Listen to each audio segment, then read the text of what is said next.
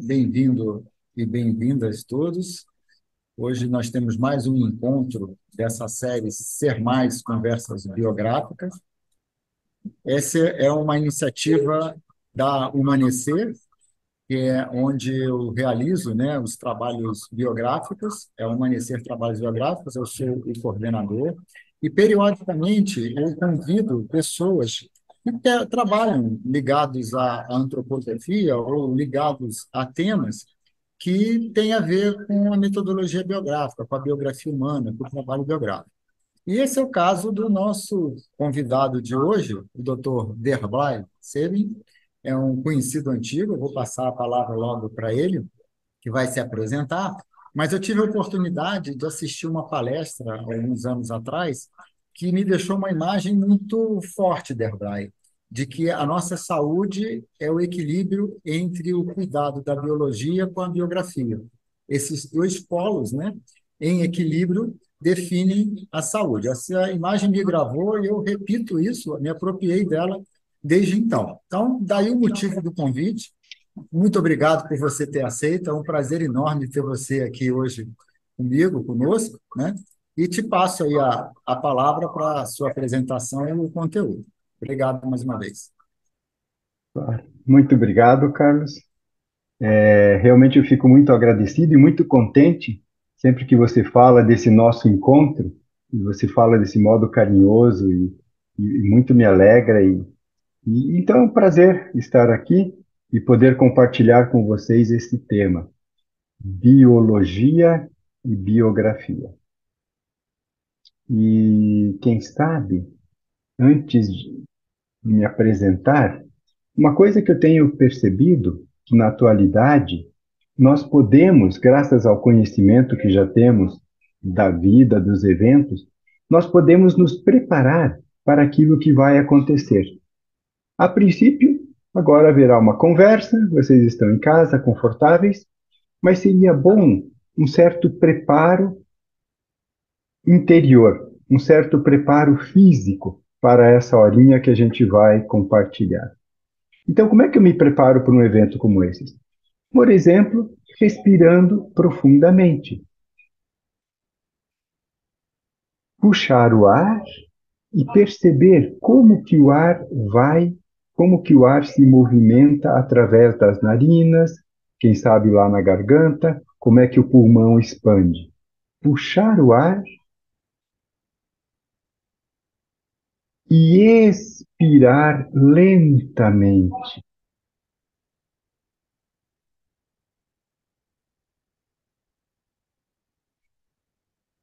O foco, a concentração, o estado de humor podem melhorar com um simples prestar atenção à própria respiração. Inspira e expira lentamente. Percebe a temperatura do ar quando entra e quando sai.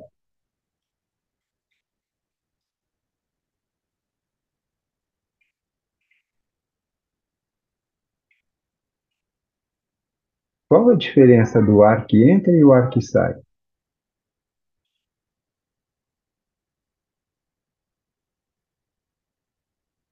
Como é que o pulmão se comporta? Como é que a caixa torácica fica no movimento do ar entrando e do ar saindo? Para aqueles que estão vindo de um dia mais turbulento, mais agitado, outra coisa interessante, junto com o respirar, é esboçar um sorriso. O coração agradece.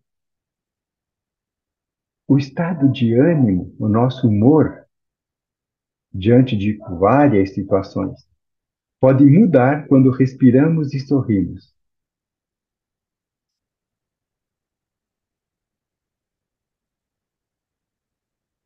E quem sabe, esse inspirar e expirar seja as minhas boas-vindas para todos. E para aqueles que não me conhecem ainda, eu sou médico, trabalho com clínica. Lá nos primórdios eu trabalhei com nefrologia, UTI, quase 40 anos atrás já.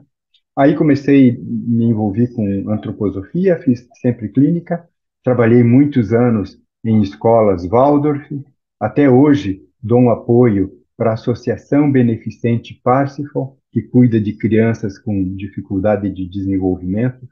Já fiz muitos estudos na minha vida, mas nos últimos tempos eu me aprofundei, eu tenho um cuidado especial com sono, ritmos biológicos e sono, a importância, a necessidade de cuidarmos do sono.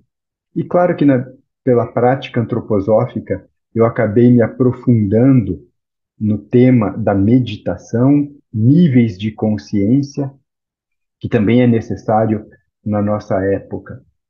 E trabalho num consultório, faço clínica geral, atendo adultos e crianças. E, claro, procuro cuidar da vida das pessoas. Uma coisa que, como médico, eu aprendi, que é bom tratar aqueles que procuram o médico, o terapeuta, mas principalmente o médico, tratar esses que nos procuram como pessoas e não como pacientes. Ampliar essa visão. Muitos médicos têm um treino para ver doente, para ver um órgão, para ver um sistema. É uma prática interessante lembrar que essa pessoa que chega no médico, chega no terapeuta, ele traz, obviamente, uma questão orgânica, corporal, e traz a própria vida. Ele quer ter saúde orgânica para viver melhor. Então, esse é o tema de hoje. Como é possível cuidarmos da própria vida, da nossa biografia, para termos mais saúde? Como é possível cuidar da biologia, cuidar do corpo, para que aquelas tarefas que a gente quer desempenhar na vida, a gente faça isso de um jeito mais saudável, de um jeito mais animado, de um jeito mais produtivo? E eu estudo esse tema há muitos anos, eu não sei quando foi aquele nosso encontro com o Carlos, mas na época, há muitos anos, eu dei umas palestras e o tema desse assunto, para mim, era como cultivar um reservatório de bondade. Há muitos anos, eu vi uma intelectual americana, Marilyn Robinson, que usou esse termo, reservatório de bondade. Como seria bom que nós fôssemos para a vida, para os nossos encontros, tendo um reservatório de bondade, ou, do ponto de vista médico, um reservatório de energia, tivéssemos ânimo. Como ir para as relações, para os encontros, no momento de tomada de decisões, com essa sensação de que eu tenho saúde sobrando e posso, então, atuar visando a bondade. Eu fiz muito tempo palestras mostrando, e o que eu vou mostrar para vocês, como é possível cultivar o corpo, a biologia, para que a gente atue, viva melhor nas relações, nos encontros. E uma coisa que está surgindo agora, e que eu não, acho que o Carlos não tinha ouvido ainda, que é o que eu tenho chamado de ternura, ou que se estuda em neurociência como amabilidade, que é uma predisposição a um autocuidado terno, afetuoso, uma prática de um autocuidado.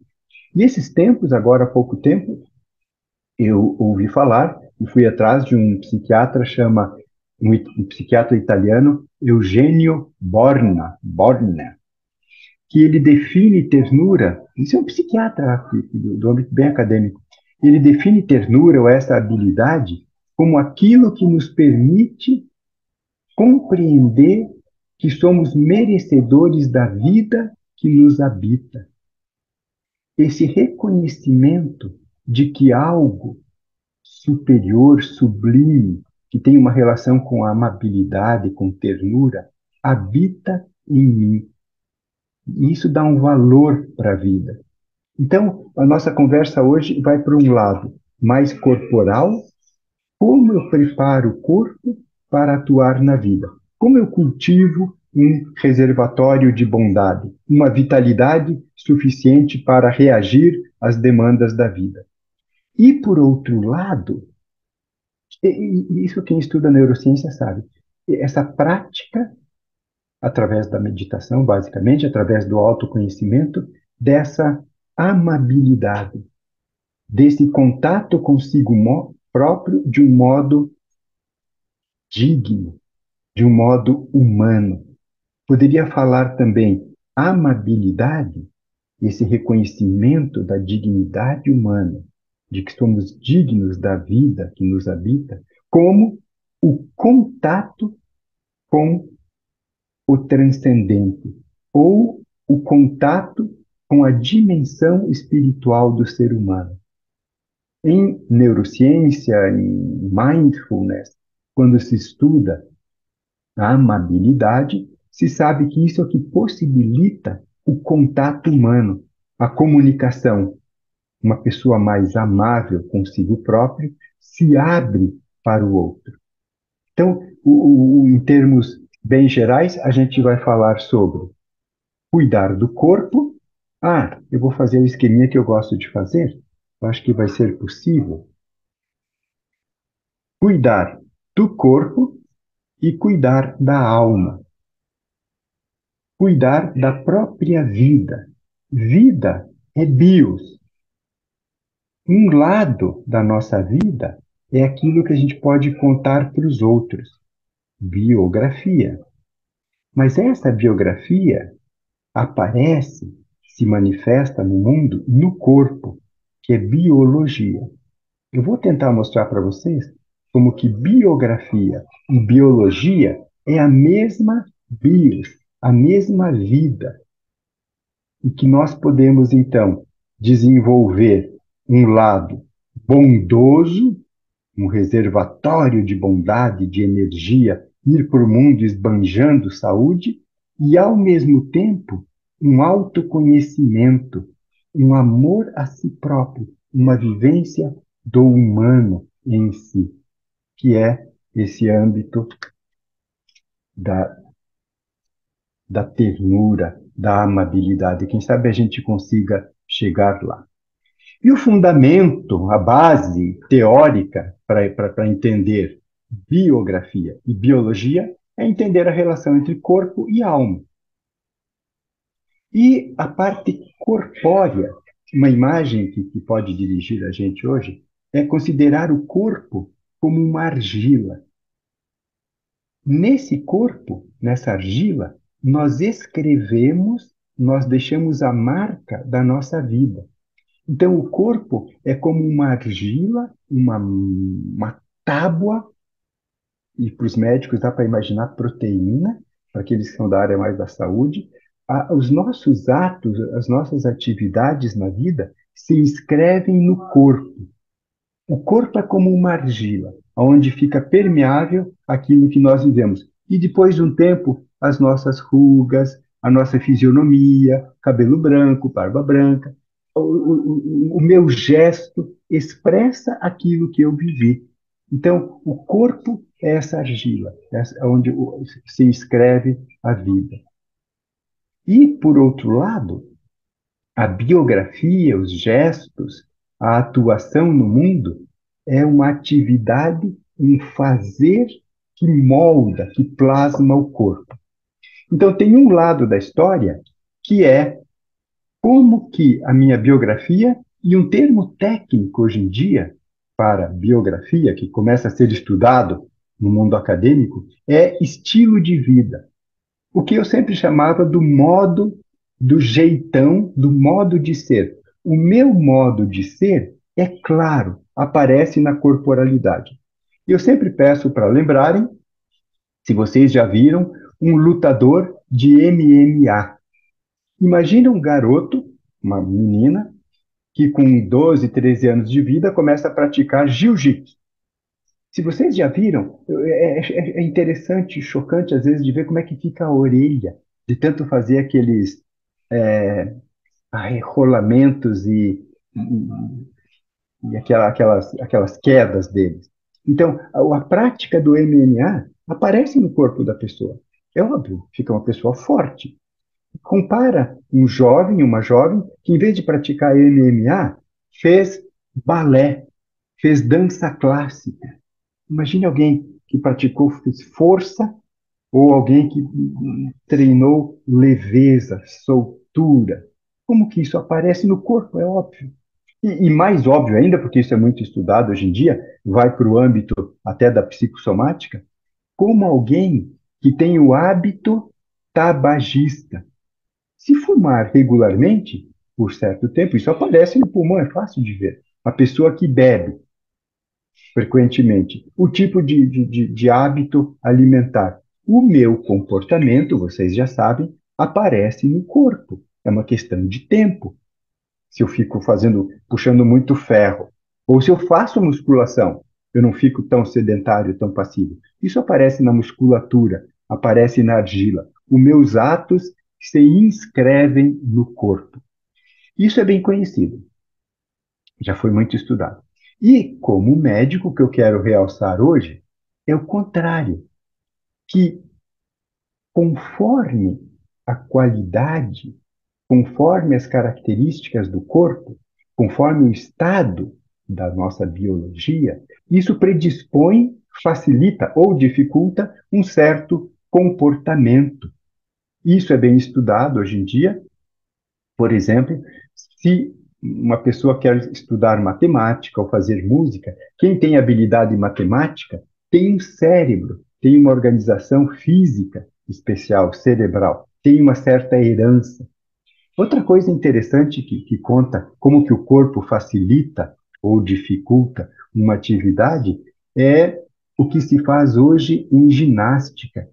Se um jovem quer ser, por exemplo, um corredor, é possível fazer uma biópsia do músculo e ver o tipo de proteína que essa pessoa tem, e aí se decide se é melhor ele ser um corredor fundista, que vai correr uma maratona, ou ele é melhor fazer os 100 metros rasos.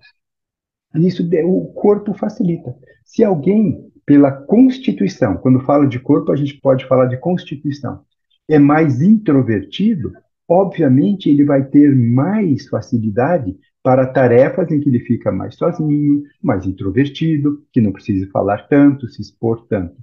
E, por outro lado, uma pessoa mais extrovertida, que gosta de conversar, vai ser, quem sabe, um político, um vendedor, um professor. O corpo pode facilitar, ajudar o comportamento, a constituição. E o comportamento pode afetar, alterar o corpo. É os dois lados, do corpo para a alma e da alma para o corpo. E, claro, é importante lembrar que essas coisas não são férreas. Não é, não é que agora alguém que tenha, por exemplo, uma debilidade física severa não possa fazer uma atividade que não seria tão simples. Por exemplo, eu sempre lembro daquele filme Meu Pé Esquerdo. A única coisa que movimentava para esse jovem era o pé esquerdo. Ele é um pintor. Então é possível transcender em muito as deficiências, as dificuldades corporais.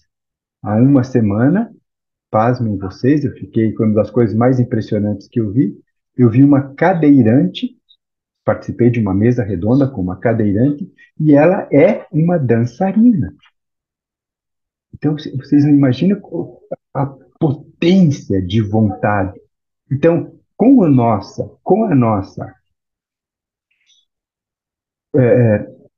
nosso lado anímico espiritual, eu posso transcender as dificuldades do corpo. Mas é óbvio, se eu praticar, cuidar do corpo, eu facilito a minha vida. Então, são duas possibilidades de encarar, de abordar a vida humana. Um lado é como eu vivo, a minha biografia. É aquilo que eu posso contar para os outros. É aquilo que interfere no corpo. Por exemplo, o tipo de dieta. Se a pessoa gosta de comer muita gordura, ou o estilo de vida da pessoa, através da dieta, logo se manifesta no corporal. E, por outro lado, como está o meu corpo facilita ou dificulta a minha vida como um todo. Se alguém já teve uma lombalgia, se alguém já teve uma enxaqueca grave, sabe que ir para a vida assim é muito difícil. Às vezes é simples, uma simples, entre aspas, TPM pode dificultar muito o comportamento, o agir.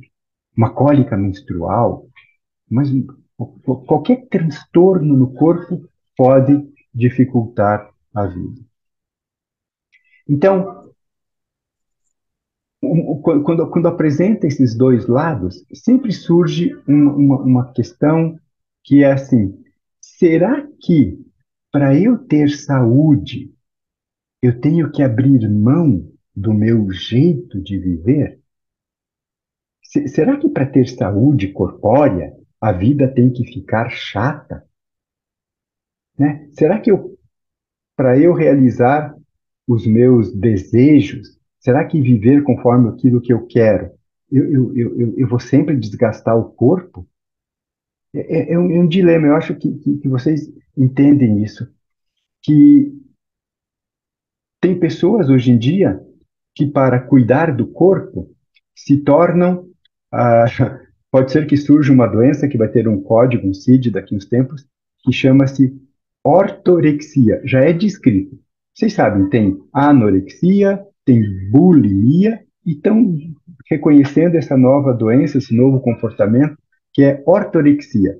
São aquelas pessoas que só comem os alimentos se tiverem, por exemplo, se souberem qual é a origem daquele alimento, quem fez, se é totalmente orgânico, se é uma coisa hiper cuidada. Então, esse cuidado excessivo com o corpo pode prejudicar a vida da pessoa. E, por outro lado, viver desenfreadamente e saciar todos os desejos pode prejudicar o corpo. Então, vem essa questão, que para mim é assim: será possível desenvolver um estilo de vida que gere saúde?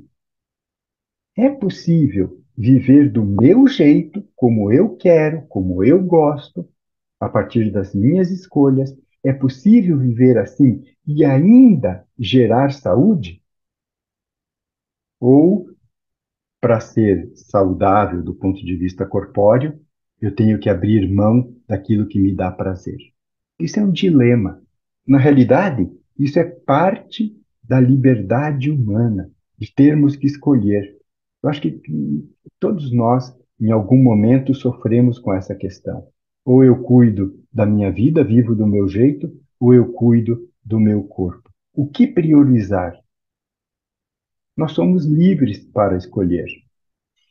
Quando fala assim, quem sabe a gente lembra do Sartre, que estamos condenados à liberdade, a essa dúvida eterna entre cuidar mais do corpo ou cuidar mais da alma.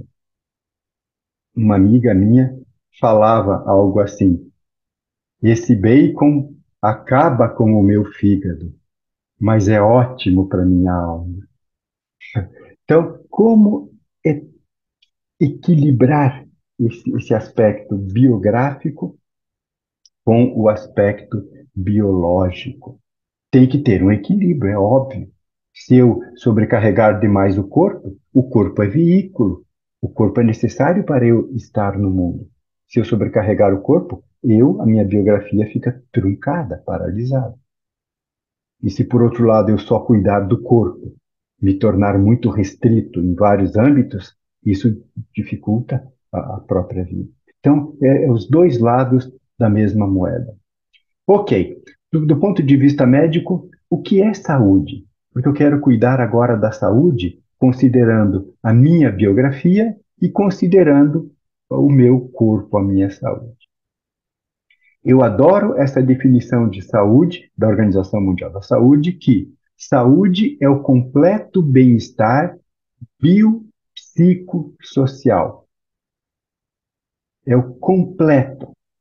Então, quando fala completo, eu gosto do completo. do inteiro, do pleno. Saúde nos remete a um estado de plenitude, integralidade, completude, do ponto de vista bio, psico, social, nos três âmbitos.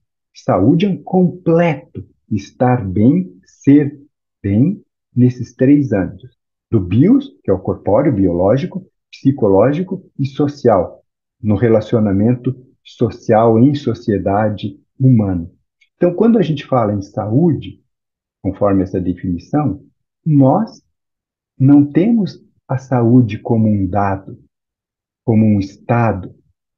Nós nos reconhecemos, vocês que estão aqui, com certeza, incompletos, carentes, com uma falta. Então, a nossa vida é em busca dessa completude, em busca de saúde, a nível biológico, psicológico, social, espiritual. Em termos antroposóficos, a gente fala que saúde é esse viver bem a nível corpóreo, a nível anímico e a nível espiritual. A nível corpóreo, como é bom estar saudável a nível corpóreo, não ter dor de cabeça, não ter tensão muscular, estar bem alimentado, ter dormido bem, ter saúde física, biológica. Isso eu acho que é possível. Para alguns, pelo menos. E depende da idade. Depois de uma idade é mais complicado. Mas é possível cuidar da saúde biológica. Do ponto de vista psicológico, do ponto de vista anímico, quantos de nós hoje não estamos frustrados? Não estamos ressentidos porque aquela conversa não terminou bem, aquela pessoa não me considerou, ou eu estou chateado por causa da guerra, por causa do que acontece nesse mundo. Então, psiquicamente, emocionalmente, a gente não está completo. E no social? No social, menos ainda. Mas nós buscamos essa integração no social, podermos atuar como cidadãos, como indivíduos socialmente, criar condições para o encontro no social, de eu para eu. Essa é a busca. Buscamos, desde o nascimento, esse desenvolvimento humano em busca da completude. E isso dá para repetir isso e deixar mais claro. Quando nós estamos intrauterino, dentro do útero, no período pré-natal, nós estamos num ambiente em que a alimentação, em que a oxigenação, em que há uma proteção, é um paraíso no pré-natal. A temperatura está adequada, os fluxos adequados, uma gestação saudável. No momento do nascimento, nós caímos, chegamos na gravidade, temos que respirar, o ambiente já é barulhento, a comida não chega na hora certa, pode atrasar, ou pode vir de mais ou de menos. Nascer gera esse estado separado, limitado, carente. E aí a gente vive, a gente vai, e isso para mim é como um conceito. A vida, que é a biografia e a biologia, a vida é esse tempo em que buscamos a completude, o integrar-nos novamente, o curar-nos. E aí tem, quando a gente estuda, então, o desenvolvimento humano, que é a busca pela saúde, a busca por um encontrar-se, por um reconhecer-se humano pleno, essa busca pela saúde durante a biografia é facilitada quando a gente reconhece certas leis da própria vida. Se a gente estuda o que acontece em determinados momentos da vida, em determinados períodos da vida, se a gente reconhece o que acontece no humano geral em desenvolvimento, a gente atua de acordo com as leis da vida. Então, como é bom reconhecer as próprias leis biográficas humanas. Se a gente reconhece essas características próprias de cada idade, isso pode facilitar o desenvolvimento na vida, se a gente está adequado para cada momento biográfico.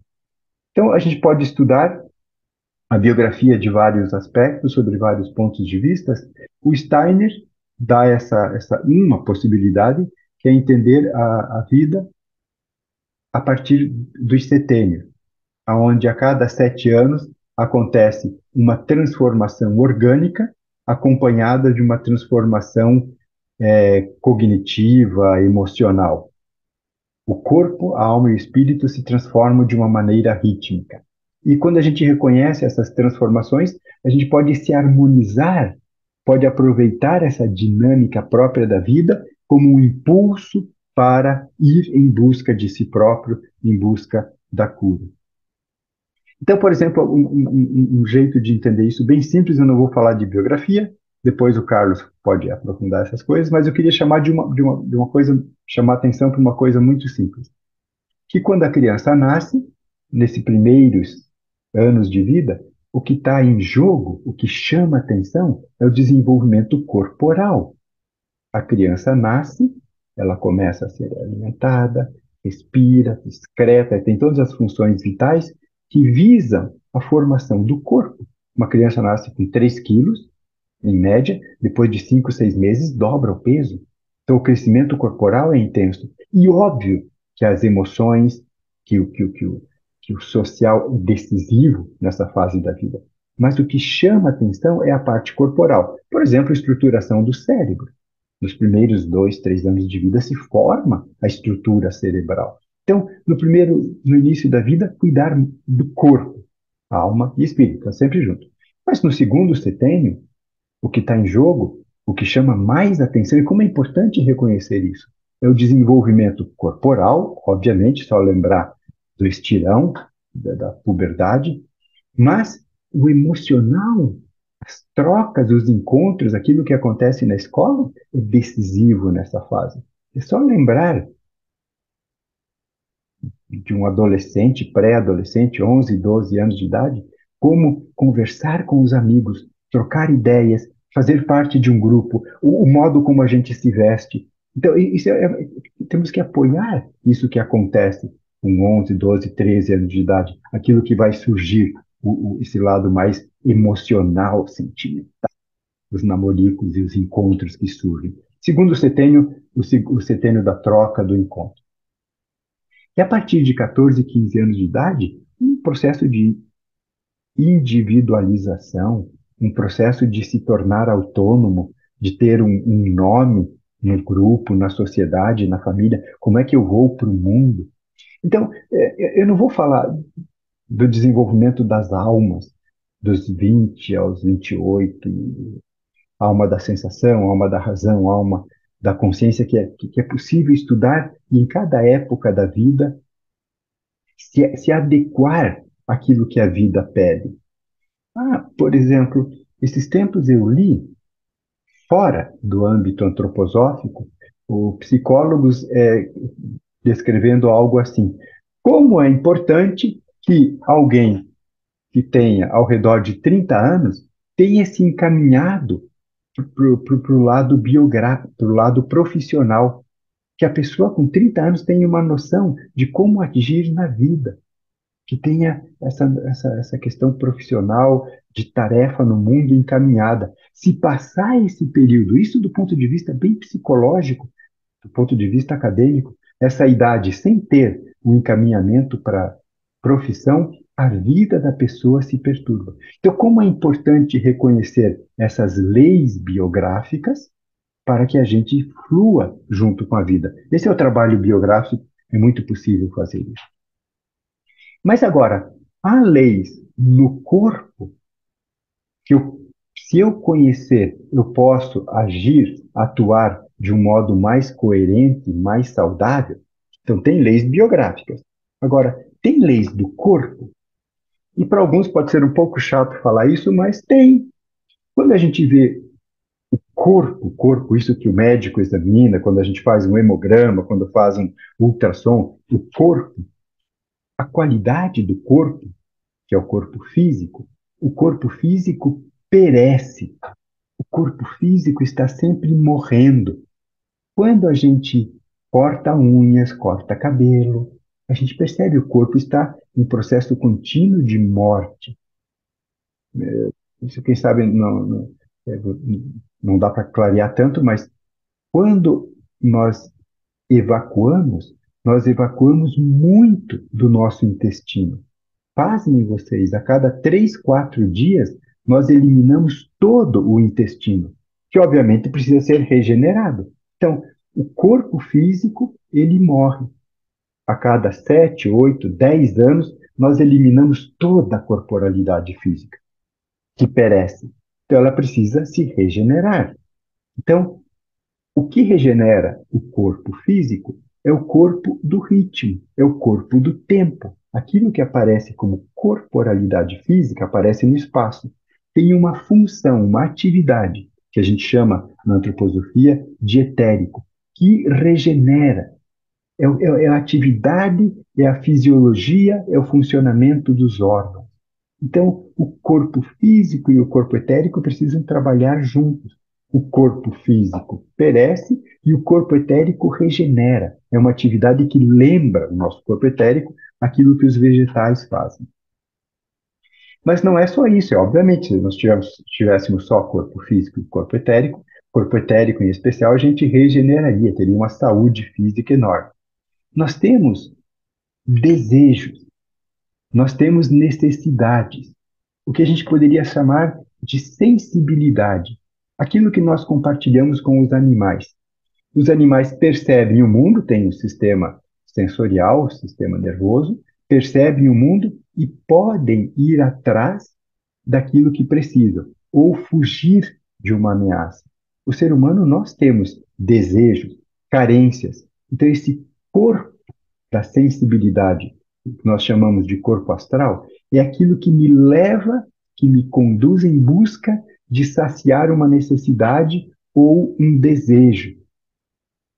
E esse corpo astral, então, ele presta um serviço à nossa fisiologia, porque se eu estou com fome, eu tenho, se a minha glicemia baixa, eu tenho desejo de comida. Então, o corpo astral cuida do corpo etéreo.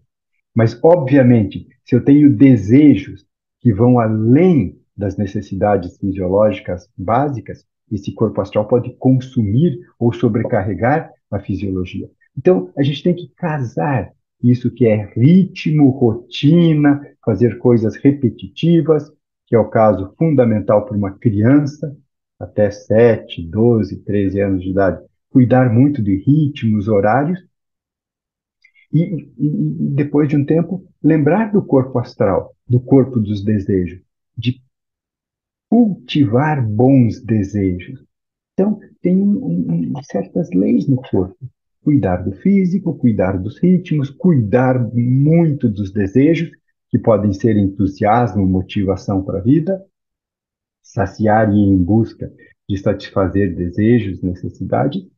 E nós temos também isso que é a própria individualidade, o próprio eu, aquela organização no ser humano que sabe, que hoje se estuda em neurociência, psicologia, como metacognição. Eu sei que eu sei, e por isso eu posso ter motivos, razões para viver. Então, quando eu tenho desejos, eu posso balizar, colocar esses desejos diante do meu próprio eu e ver, reconhecer se esse desejo é coerente com a minha saúde, eu tenho motivos para viver e saciá-los, ou se é um desejo frustrante, é um desejo que não consigo saciar e que me gera mais desejo, mais desconforto. Então, isso são, de um modo bem geral, essa indicação de que a gente tem que cuidar do corpo, cuidar dos ritmos, apreciar os próprios desejos para saciá-los do modo mais maravilhoso, prazeroso possível e considerar o próprio eu, esse que dá um sentido, esse que vê um significado na própria vida, esse que percebe a vida considerarmos nessa tetra membração, nesses 4 âmbitos do ser humano, desenvolver o conhecimento de si próprio, essa autoconsciência. Então, isso para mim até agora era a título de introdução. Um lado biográfico, um lado corpóreo, cuidar do corpo para ter saúde e fazer coisas bondosas, boas na vida, ter o lado biográfico vinculado a algo transcendente, ao espiritual, à dimensão espiritual do ser humano. E agora, para que criar um reservatório de bondade? Para que incluir a dimensão espiritual do ser humano? E como fazer isso? Como relacionar? Agora é a parte mais prática. Corpo e alma. E por que é necessário fazer isso? Isso está muito estudado. Nas situações de vida, o corpo reage aos eventos, às situações da vida. Então, a situação pode ser reconfortante, como participar de uma aula, ir para um encontro familiar agradável, um trabalho prazeroso, mas as situações podem ser ameaçadoras. Pode ser difícil sair de casa e ir para uma reunião. Eu posso sentir isso como uma ameaça. Nos animais, mas mesmo nos seres humanos, quando a situação é ameaçadora, tem três possibilidades de reação. A primeira é lutar. Tem uma fera na minha frente, tem uma situação ameaçadora, eu sou agressivo, eu sou violento, eu vou para a luta, vou encarar a fera, vou domar a fera, vou partir para a luta. Outra possibilidade é que a situação é tão ameaçadora que eu quero fugir, eu quero procurar um lugar seguro, quero me retrair. E se a situação é muito dramática, eu posso congelar, ficar naquele estado que chama freezing. O terror, o susto é tão grande que eu posso congelar e paralisar. Por isso, só por uma situação ameaçadora e essas três possibilidades de reação, a gente já pode imaginar na nossa biografia três cenários do qual poderemos nos preparar para enfrentar. Três situações de vida arquetípicas, que é quando eu estou diante de uma situação que eu vou ter que encarar.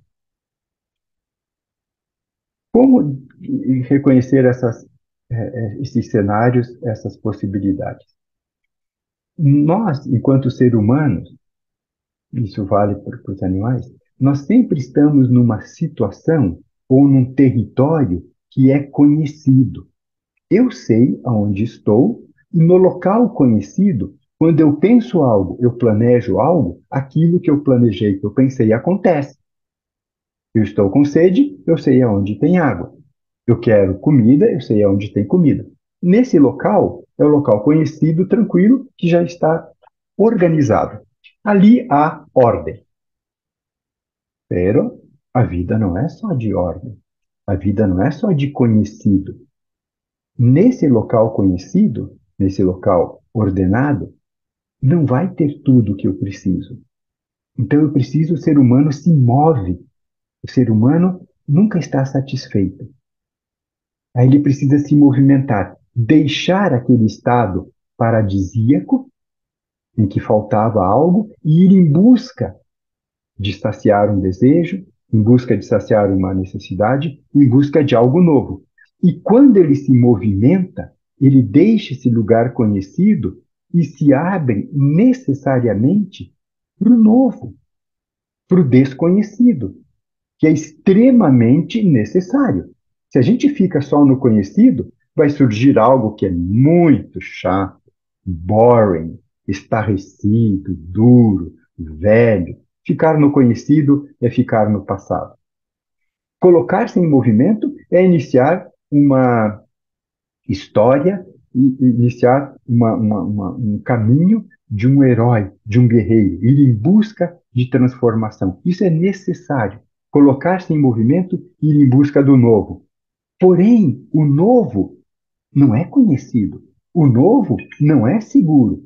Diante do novo, diante do desconhecido, surge, como se descreve hoje, um campo de infinitas possibilidades e que amedronta. Quando o novo surge, é como que se puxasse o tapete debaixo dos pés e eu fico no nada, porque a minha segurança está no conhecido. Quando surge o que é novo, surge um enfrentamento. Essa situação que todos nós vivenciamos como ameaçadoras. E aí o que eu faço? Eu mergulho para diante desse novo, pela minha constituição, enfrento a fera, é o caos, é quando eu enfrento o caos de peito aberto, ou eu busco fugir daquela situação, quero me recolher no local seguro, protegido, na família, em instituições religiosas, as tradições, o que vai me segurar, ou eu congelo, eu fico travado. O ser humano está nessa luta. Vou repetir isso para vocês. Isso é um pouco teórico que eu falei, vocês podem estudar em biologia do desenvolvimento, em psicologia se fala isso. Os cenários que eu procuro observar na prática é: todos nós, em algum momento da vida, teremos que lidar com o imprevisível, com algo que vai acontecer e eu não imaginava que iria acontecer. Não estava nunca nos meus planos sofrer um acidente, bater o carro, sair para uma viagem, que eu sempre lembro de uma paciente, descendo em Santiago do Chile, tinham limpado o piso, era para ser umas férias maravilhosas, ela torceu o pé e ficou imobilizada. Foi um transtorno, é um acidente. E quando acontece um acidente, tudo muda. Nós precisamos, agora com todo respeito, nós precisamos do novo. Nós precisamos disso que transforma a vida. Nós não podemos ficar presos no passado, no velho. Mas quando o novo surge, vem como um acidente, vem como um diagnóstico de uma doença, ou vem como uma traição. Esses tempos, lendo Dante Alighieri, o pior dos males, os piores que passam no inferno por maior sofrimento são os traidores. Como quem já sofreu uma traição profissional, de relacionamento, sabe como fica a vida depois de um estado, de uma situação como essa. O passado não serve. Eu achei que eu ia ficar nesse trabalho, nesse emprego, por 20 anos e ia me aposentar lá. E foi demitido, foi traído por um colega, estava acertado. Agora eu achava que ia ficar lá, não vou mais. Será que eu vou conseguir trabalhar a partir de agora? Será que vai surgir outro relacionamento? Ou seja, o novo sempre vem. E o novo é uma perda de chão. Antroposoficamente, quando o novo surge, é de fato a gente está no limiar. Não está mais no passado, e o novo é novo, eu não sei ainda, vai precisar um tempo para aquilo é, se ordenar. Então, um âmbito da vida é nos preparar para enfrentar, encarar o imprevisível. E o imprevisível, por definição, não pode ser previsto. É imprevisível. Sempre quando falo sobre esse assunto para médicos, mas sempre tem alguém que diz: não, mas dá para prevenir. Não dá para prevenir um acidente. A gente vai tentar. Ok. E o que é necessário para lidar com o imprevisível? É ter uma mente aberta. Hoje em dia, do ponto de vista social, das relações sociais, quando avaliam a condição humana atual, se fala em sociedade líquida. As estruturas não se sustentam mais. As coisas estão se transformando rapidamente. Se fala numa sociedade volátil, frágil. E quando eles propõem em cuidar dessa sociedade atual, fala-se em desenvolver um novo tipo de consciência, com as ideias, com os paradigmas do século passado, não vão resolver a vida atual. Então, diante do imprevisível, precisamos de um novo tipo de consciência. Em termos antroposóficos, é o pensar. Precisamos de um pensar claro. Lembrei de uma situação de um acidente. Um acidente pequenininho. Dois colegas médicos viajando pela Alemanha, numa autobahn. De repente, a frente do carro começou. Pá, pá, pá, pá, pá, pá. O alemão estava dirigindo e o meu amigo era brasileiro. O alemão logo estacionou o carro e viu que a gradezinha da frente do, do, do carro tinha se soltado. Putz, e a pessoa não sabia o que fazer. Eu acho que vai ter que chamar o seguro, o guincho, porque não dá para andar com esse clá, clá, clá, clá, pode sofrer um acidente. O meu amigo tirou a cinta, amarrou aquela grade no painel da frente do carro e vamos continuar a viagem. Então, quando acontece um acidente, o que a gente precisa é uma flexibilidade mental, não desmaiar, não apagar quando acontece. Isso seria então o preparo. Um âmbito para lidar com o imprevisível é cuidar da consciência. Mas a vida não é feita só de imprevisíveis. Tem um âmbito da vida que é o que eu chamo de imutável. É viver num ambiente 100% conhecido, ordenado. Tem muitas coisas na vida que trazem ordem, que são necessárias. Mas em algum momento isso pode passar do ponto. Mas é o que traz ordem. Por exemplo, uma coisa fixa e imutável é o local de nascimento. É como se deu o meu trabalho de parto. Como a minha mãe cuidou de mim nos meus primeiros momentos da vida. Isso é imutável. A minha genética, se eu tenho um probleminha genético, daltonismo, se eu tenho uma deficiência enzimática, isso é imutável. A gente nasce com característica corpórea, cor do cabelo, não, o local, a escola onde eu estudei, a língua que eu falo. Tem coisas na vida que são imutáveis e que eu posso saber muito bem. Eu lembro. Podem me contar de toda a minha história. E isso está na memória. E isso é imutável. Ok. E quando eu falo isso, muita gente diz, não, mas dá para mudar o passado. Não dá para mudar o passado. Os fatos são os fatos. O que dá para fazer é ressignificar. Mas o fato foi aquele. Só que eu posso dar um novo sentido para aquilo. Mas são coisas imutáveis. Imutável, às vezes eu brinco, com todo respeito, imutável é que uma pessoa pode se separar do casamento, mas a ex é sempre ex. Não tem como. Você tem uma ex.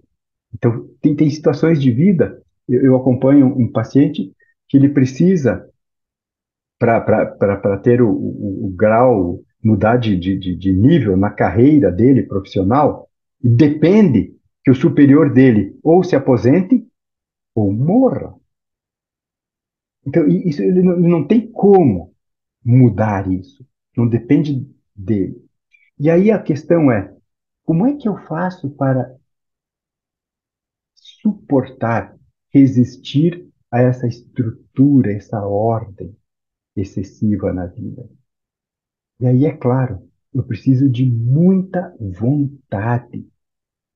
Vontade, energia física para todo dia, todo mês, todo ano fazer aquilo de novo,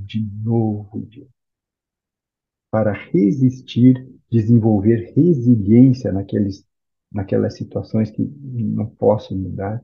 Eu preciso de força de vontade. E tem um terceiro âmbito, um terceiro cenário, que não é o totalmente imprevisível e nem o totalmente imutável.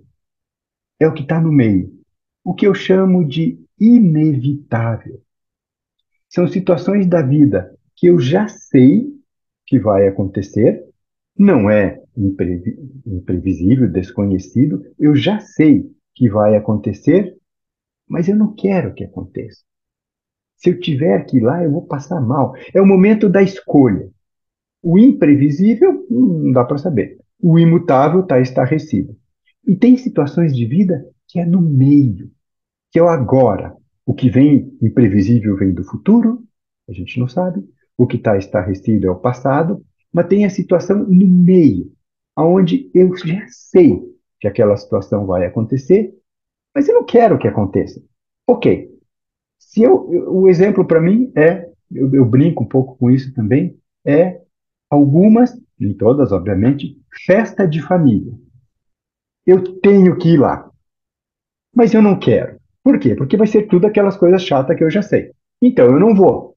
Mas se eu não for, vai ser muito pior. A minha mulher reclama, o meu tio reclama, o meu pai. Então, esse inevitável é um momento presente em que eu tenho liberdade para escolher, para decidir.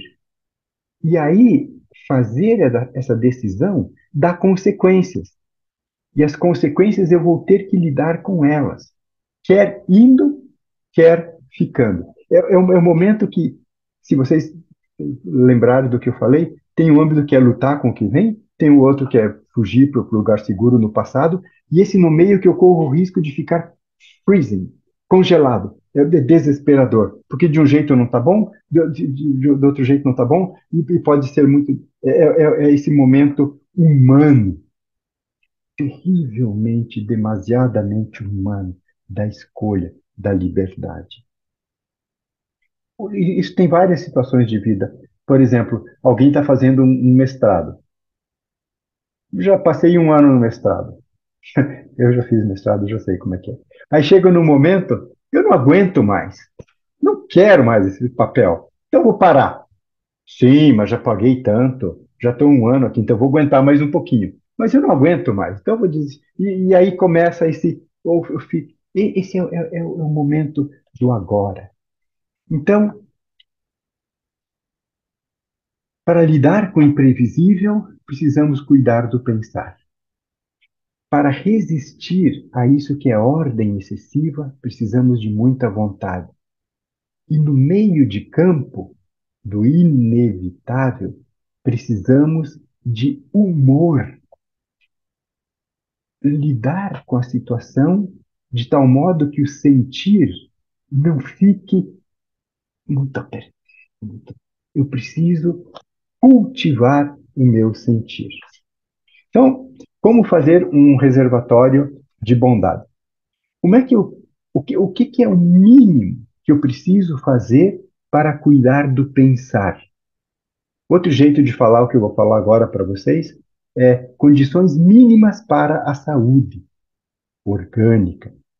O que é que eu preciso fazer no mínimo para que o corpo me leve aonde eu quero? O que é a condição mínima para cuidar do pensar? É dormir bem.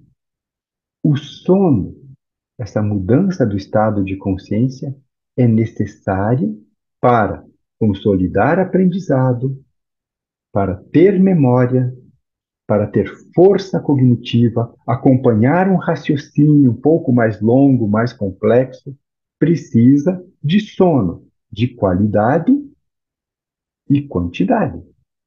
Dá para falar com toda certeza, baseado em dados estatísticos, uma pessoa, um adulto, precisa dormir 8 horas por noite. Imaginem vocês, tem trabalhos mostrando que se você tira 2 horinhas de sono de uma pessoa sadia, 2 horas de sono por dia, durante 5 dias, cognição, memória, problemas metabólicos surgem. Então, é necessário valorizar o sono para cuidar da mente, do cérebro. Durante a noite, a gente regenera, recupera, basicamente, o sistema nervoso. O sono, essa alteração do nível de consciência, cuida do neurosensorial. Ok, eu sempre falo assim, e se o médico, se a gente diz assim, puxa, mas eu estou com dificuldade, tem tanto imprevisto na minha vida e eu ainda me sinto, eu durmo bem, mas mesmo assim a minha mente não está boa. Eu brinco, qual é a oitava superior do sono? É a meditação, que está tão em voga, tão na moda hoje em dia. Eu posso, em vigília, criar um estado que lembra o sono. Prestar atenção. ao corpo, aos sentimentos, aos pensamentos, fazer mindfulness, antroposoficamente, cultivar calma interior, aprender a observar-se, descobrir esse que é o sujeito oculto, descobrir o observador, aquele que contempla. Então, para cuidar dos imprevistos, cuidar do pensar, desenvolver uma nova consciência, o mínimo é cuidar do sono, fazer meditação ou um estudo que inclua o ser humano. Desenvolver uma metodologia de estudo que não seja puramente cerebral, fria. Lidar com os imprevisíveis, nova consciência. Agora, o imutável precisa de muita força de vontade. O que é que precisa ser cuidado, no mínimo, para ter energia para fazer de novo, ou para fazer? Porque quando a vontade está paralisada, surge um problema da nossa época típico que chama procrastinação. O que é que eu preciso fazer no mínimo para não procrastinar, para cuidar da vontade? É cuidar do fígado, é cuidar do intestino, é cuidar da nutrição. O nosso estado de ânimo depende de energia física que vem pela comida. Então, aprender a comer bem. Não comer, hoje isso é falado. Tinha uma época que era meio esotérico, alternativo falar da relação de nutrição e comportamento. Mas hoje se sabe, se uma pessoa come alimentos ultraprocessados, sabe-se até quanto isso prejudica o desempenho na vida, prejudica o estado de humor. Se vocês quiserem estudar, está começando a se descrever academicamente uma síndrome que chama leak gut, o intestino vazado. Alimentos ultraprocessados lesam a mucosa intestinal que se torna pérvia. Então a gente absorve toxinas que sobrecarregam o fígado, lesa a flora, a microbiota intestinal. Isso dá problemas de comportamento, é questão óbvia. Já tem estudos propondo alimentação sadia, correta, comer comida para atuar com mais vontade, com mais força na vida. Imprevisíveis, cuidar da consciência, cuidar do sono e da meditação. Para ter vontade, cuidar da alimentação. Ok, mas com certeza entre vocês, muitos já comem muito bem e dizem: puxa, mas eu ainda procrastino. Eu ainda não tenho aquela energia, aquela saúde para repetir alguns trabalhos que são duros, limpar a casa, ir no mercado, tem coisas que são duras, vocês sabem. Se já come bem, espero que todos comam bem, o que é que eu posso fazer que é uma oitava acima da nutrição? Você já come bem? Agora, repartir o pão. Sono, consciência, meditação tem a ver com ciência. A nutrição é eu praticar uma religiosidade, compartilhar da própria substância, o pão, com o outro. Quando eu pratico esse doar da sua própria substância, da sua própria subsistência, se eu posso fazer isso com outro, isso está sendo estudado, é o que mais dá energia, motivação para uma pessoa. E aí o corpo começa a atuar, a reagir num nível de energia, de vitalidade que transcende aquilo que come, aquilo que vem da nutrição. Então, a motivação para a vida tem a ver com um doar-se, um doar para o outro. É o âmbito da fraternidade. Um âmbito é da liberdade do pensar e o âmbito da nutrição é compartilhar da própria vida com o outro, cuidar da vida do outro. Nutrição. E o meio de campo? Aquele âmbito do inevitável. Eu sei que vou ter que ir lá, mas não quero ir. Eu me sinto mal. O que é que eu preciso fazer, no mínimo, para cuidar do sentir? É se mexer, é fazer algo rítmico, repetitivo, que aqueça o coração. O mínimo é não ser sedentário, é caminhar. Mas, quando a pessoa entende do que eu estou falando, faz um movimento que é caminhar, mas faz algo com mais sentido, movimentos com sentido, com significado. Então, não só o caminhar, mas o dançar, fazer gestos, quem conhece a euritmia, fazer gestos que sejam preenchidos de alma, o caminhar no ritmo, não o caminhar ou correr no ritmo. Quando faz movimento, isso aquece o coração, ajuda a respiração.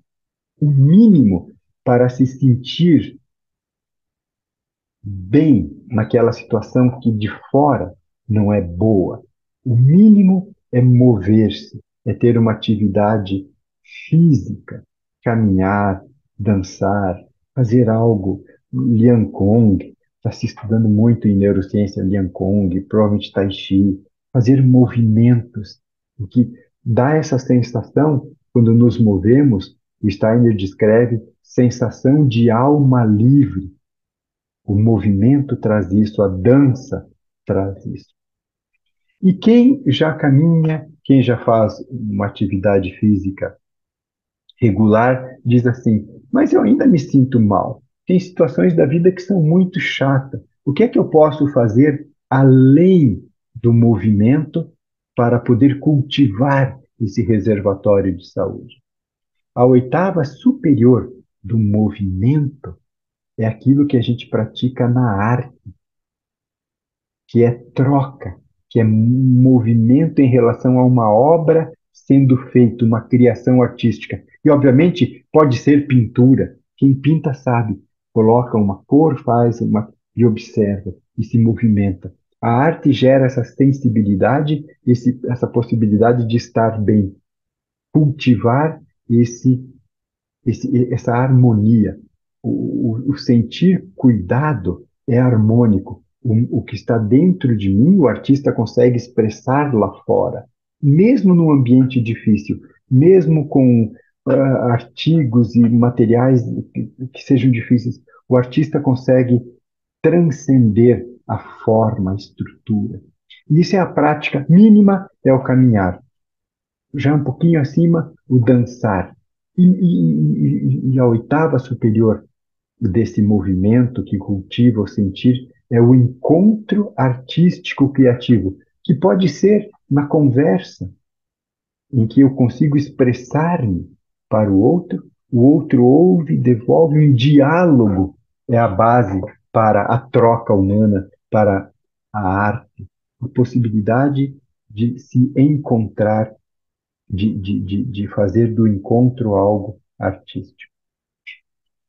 Então, como ser humano, nós precisamos lidar com o passado, com a ordem, necessitamos do caos, do que vem do futuro, do que é totalmente novo e inovador, que muda a vida da gente, não pode ficar só no passado, e o momento presente, que é o momento das escolhas, das decisões, em que eu não sei se volto, se fujo, se agrido, se ataco, e esse meio de campo. Um âmbito é o pensar, outro âmbito é a vontade, outro âmbito é o próprio sentir. Para cuidar do pensar, cuidar dos níveis de consciência, sono, meditação, ampliação da consciência. Para encarar o que é repetitivo e duro, precisa vontade, nutrição, precisa aprender a repartir o pão.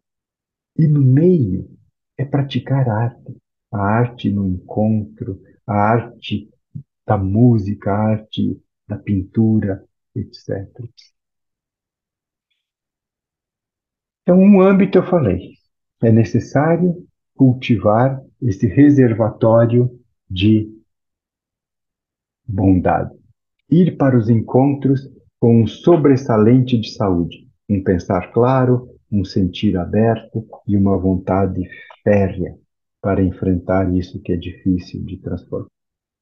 E o outro lado é abrir-se para a dimensão espiritual do ser humano. Desenvolver, e hoje em dia a gente pode falar isso, de uma prática e uma amabilidade. Em mindfulness, eles começam a pesquisar isso. Uma ternura para consigo próprio.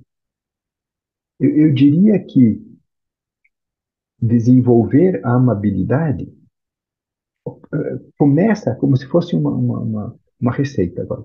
Como é que eu posso perceber como eu me trato, como eu me cuido?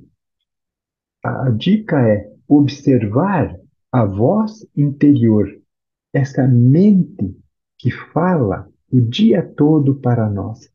Prestar atenção ao falatório interno. Observar-se que tipo de pensamento, que tipo de frase, de fala que vem constantemente na nossa mente quando a mente vagueia. É uma mente que está no automático, os budistas chamavam de mente macaco, que pula de um pensamento para o outro, e é um pensamento no automático e é autorreferente. Eu estou sempre tendo que ir para algum lugar, avaliar alguma coisa, estou constantemente falando comigo mesmo e contando uma história para mim mesmo.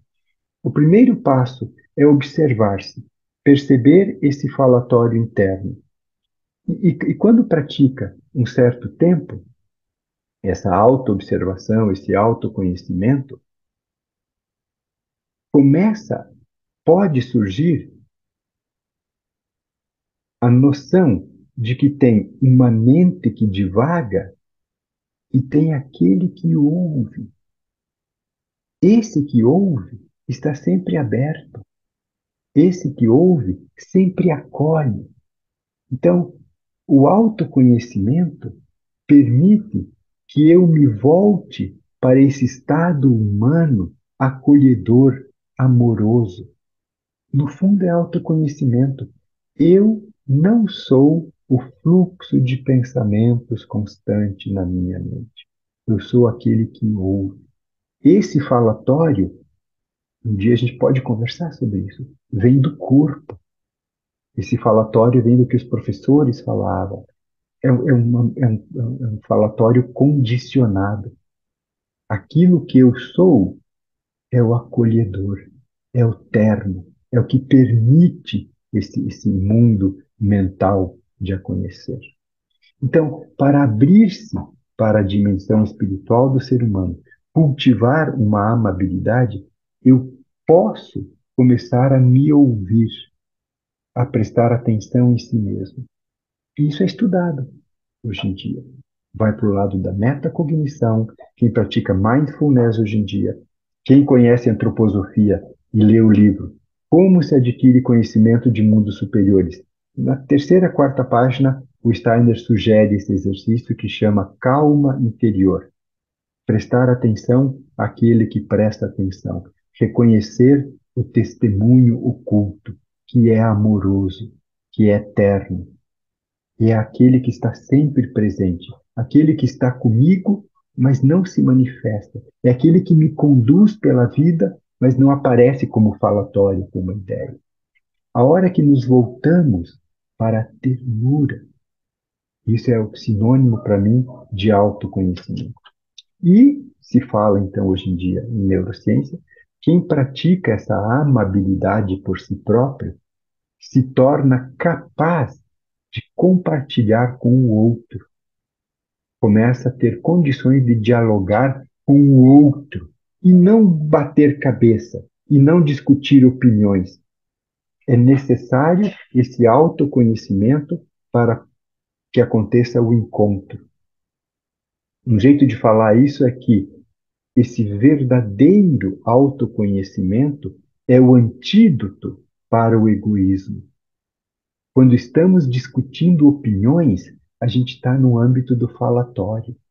Quando observamos, quando contemplamos as opiniões, nós nos separamos e criamos um âmbito para o encontro. Então, são duas possibilidades. Um lado é bem corporal. Cultivar um reservatório de bondade. Cuidar do pensar, do sentir e do querer. Nutrição, arte, movimento e níveis de consciência e abertura. E o outro lado é o autoconhecimento, uma ligação com o amor, com isso que é tão sagrado e que permite transcender totalmente o físico. Quem vive esse âmbito da amabilidade, do amor, pode transcender qualquer coisa física. Então, desenvolver os dois âmbitos. O lado mais biológico, orgânico, é fundamental, a gente precisa desse veículo para atuar na vida, e, por outro lado, conectar-se ao próprio eu, a essa dimensão espiritual do ser humano. Biologia e biografia. Ok, queridos amigos, Muito estou bom, mais ou menos no tempo. Não, eu acho que era sensacional. isso. Sensacional. Muito, muito obrigado. Pela quantidade de pessoas que continuam conosco, dá para perceber o como você foi preciso e profundo, enfim, maravilhoso. Ó, tem talvez uma pergunta, Derblay, que é a parte é, dos sintomas das doenças, ou dos efeitos no corpo daquilo que está acontecendo na alma, né? Como que a Uhum. gente olha isso, né, nessa visão integrada de biologia e biografia, da forma como você trouxe, que é sintomático? Isso, na antroposofia, a gente estuda há muito tempo.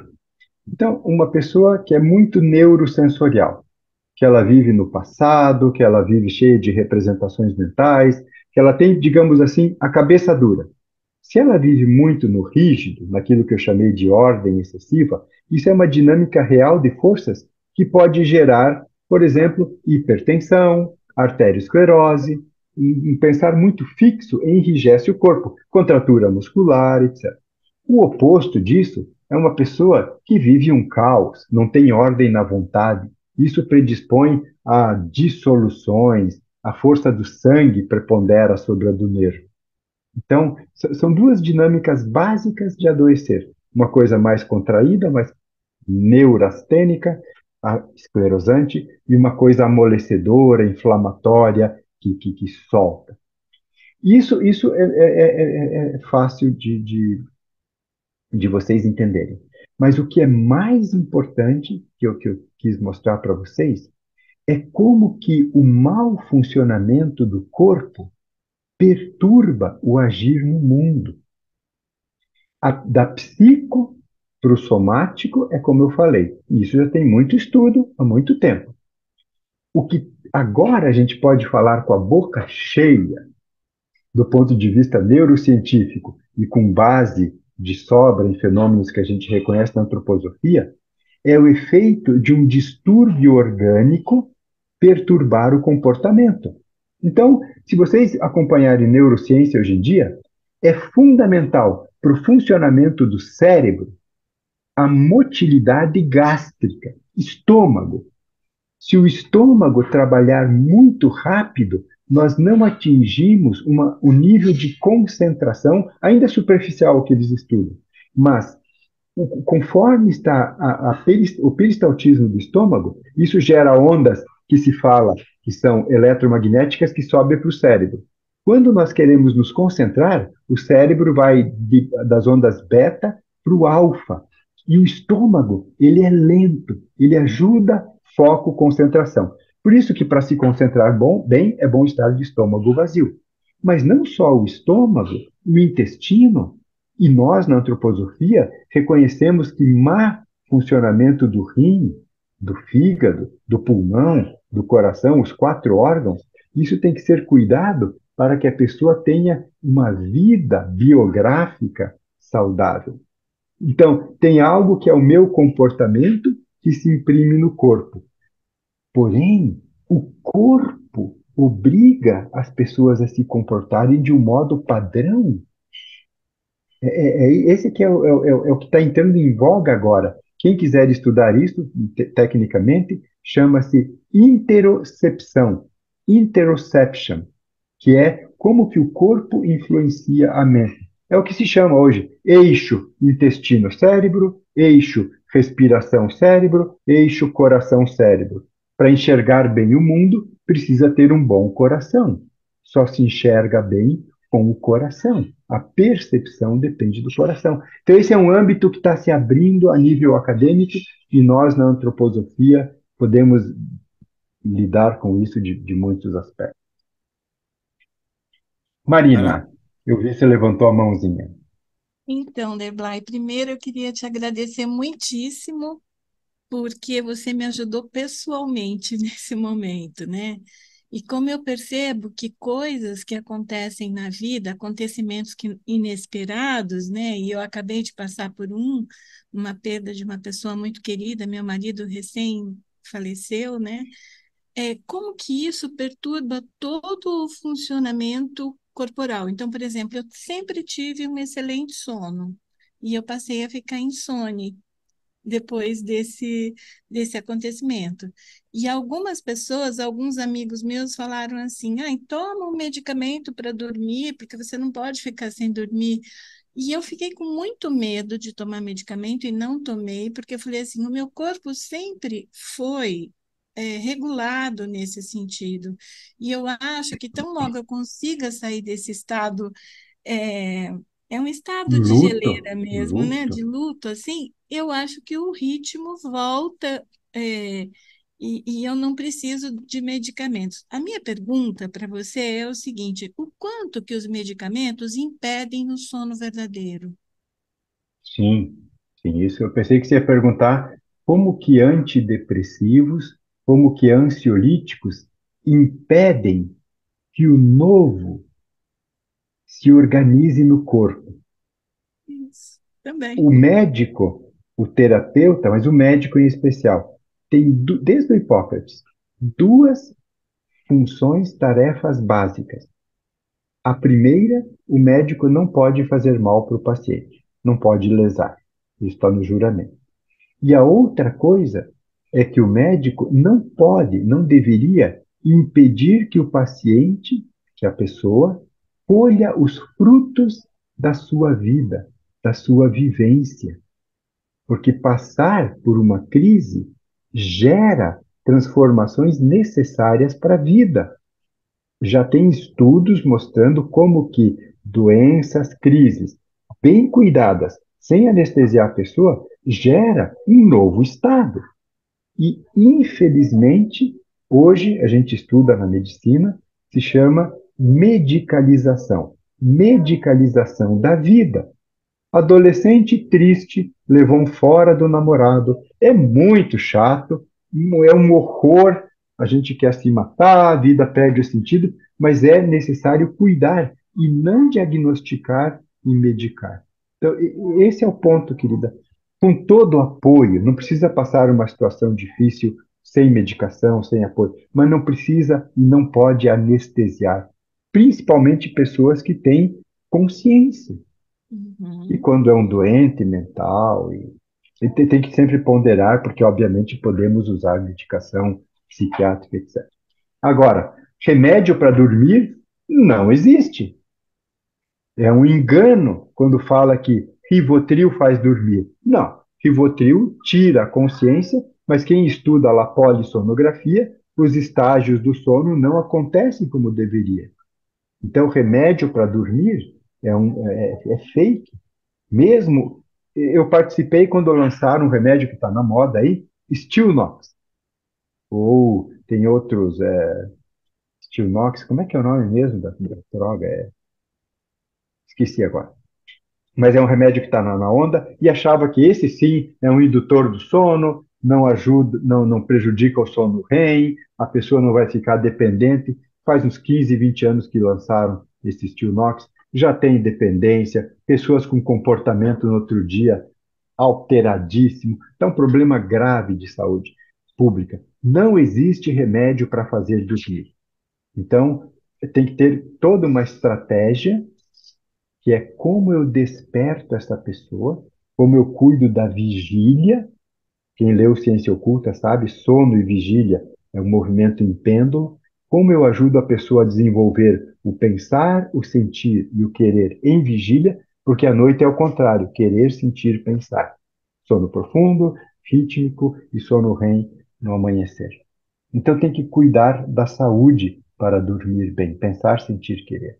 E quem sabe, eu sempre sou ponderado, em alguma situação, por um curto período de tempo, algumas pessoas poderiam tomar um sonífero, mas sabendo que naquele período não vai ter um sono reparador fisiológico.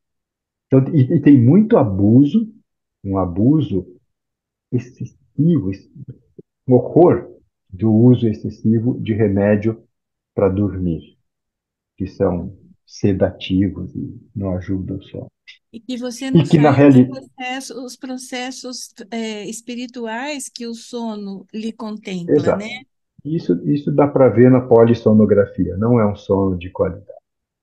E esse sono que a pessoa fica anestesiada na cama e não tem um sono reparador, ela ficar 2, 3 meses tomando um sonífero, aí ela cria uma insônia real. Isso é bem estudado também. Tratar uma pessoa que usa sonífero 5 anos, 3 anos, é muito difícil. E tratar alguém com insônia, que a gente chama psicofisiológica, é muito possível, que vai durar 3 semanas, 4 semanas. E você confia que você vai dormir bem, se é, E se eu puder acrescentar, Magno, biograficamente falando, né, a perda é uma crise, e crise tem que ser vista, por mais difícil que ela seja, como uma oportunidade de aprendizado e evolução. E a vivência do luto é o processo de aprendizado e evolução que vem, né, com uma perda. Então, é viver o luto, não é fugir do luto. Não é fácil, a gente sabe, todo mundo passa por isso na vida, sabe como é difícil, mas é algo que precisa ser encarado. Abraçar a cruz, ela vai ficar menos pesada. com apoio, né? Com Com cuidado, precisa muito ajuda. cuidado. Quem passa uma crise sabe quão difícil é, quão desesperador que é. Então precisa de muito cuidado, mas não anestesiar as pessoas. Não desconsiderar o evento biográfico. Isso é necessário para a vida. É uma vergonha que alguns médicos defendam essa ideia de que não pode ter sofrimento. É impossível porque gera mais sofrimento. Mas sempre é possível medicar em alguns casos. Não sou contra remédio nenhum. Mas falta um bom senso em algumas situações. Um cuidar, respeitar isso que o Carlos falou. Bom, estamos no limite do nosso horário, né? Em respeito ao que a gente combinou com todos, né? Que o evento duraria em torno de 1 hora e meia. Qualquer pessoa que queira, né, os contatos do Derblay e não os tenha, na gravação que vai estar disponível a partir de amanhã, eu vou deixar lá os contatos da Derblay. Eu vou colocar lá o seu Claro, claro. celular, o seu Instagram. E, desde já, agradeço muitíssimo, Derblay, por aceitar esse convite. A Foi palestra de ótimo. alguns anos Foi atrás ótimo. foi revivida aqui no meu coração, com alguns acréscimos, com algumas imagens novas. Já tenho vontade de fazer um novo convite mais para frente, para a gente Claro, aprofundar, claro. talvez, alguns dos temas que você trouxe aqui. Claro, não deu tempo, mas muito bonito. Muito bonitas as imagens que surgiram para mim a partir do que eu vi. Então, meu amigo, Que contigo seja aí para os bom. Que agradecimentos seja bom. finais. Tá ótimo. Muito obrigado a presença de todos. É bom ver carinhas amigas aqui. E que seja que dê bons frutos.